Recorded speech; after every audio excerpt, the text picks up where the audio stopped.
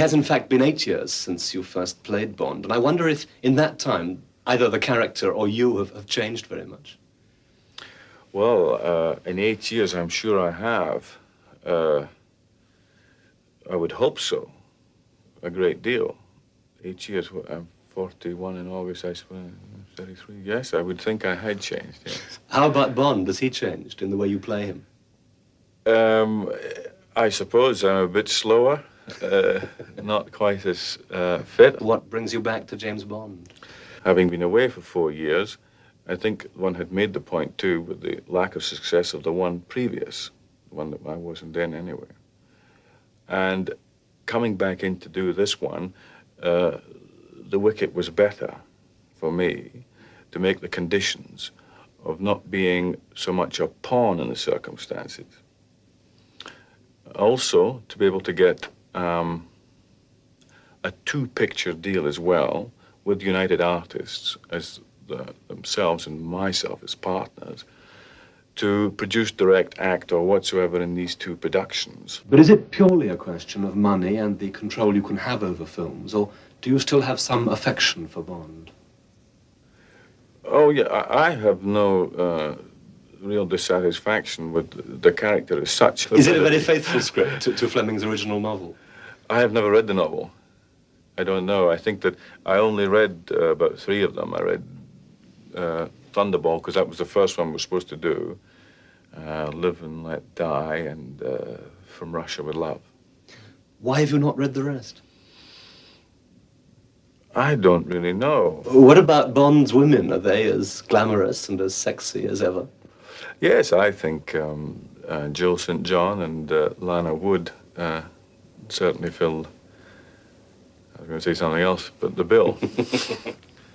Is it fair to say that with the one exception of The Hill, your films away from Bond have not been nearly as successful as the ones you've done as 007? Well, that's absolutely true. I think that of course, the yardstick becomes different for success for different films and types of films. But I have to accept full responsibility for the choice of films because I make all my own decisions anyway.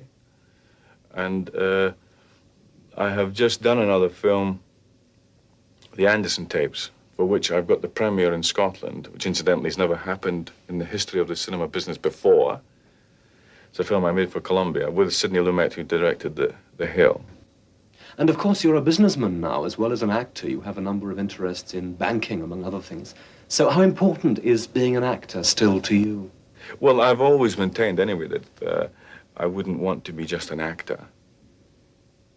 You know, so I'm a director of a bank. I'm on board of directors of industrial communications, and I have interest in the second. I've got a 50% owner of a second-hand car business down the East End, and I have a production company and a few other odds and ends. Getting back to Bond himself as a character, to some people he's a snob, a bore, an exhibitionist. To others, he's the great escapist hero of all time. How do you feel about him as a character? Well, I think that I've got way past all that since the initiate Dr. No, you know. It's like if you've made something and you leave it around and somebody picks it up, and everybody will pick it up and see it as something else or look at it in a different way. And I don't think there's anything you can do about it after you've done it.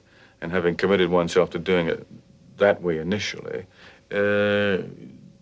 apart from a few bits and pieces and some subtleties that go in for the aficionados, it's very much the same character.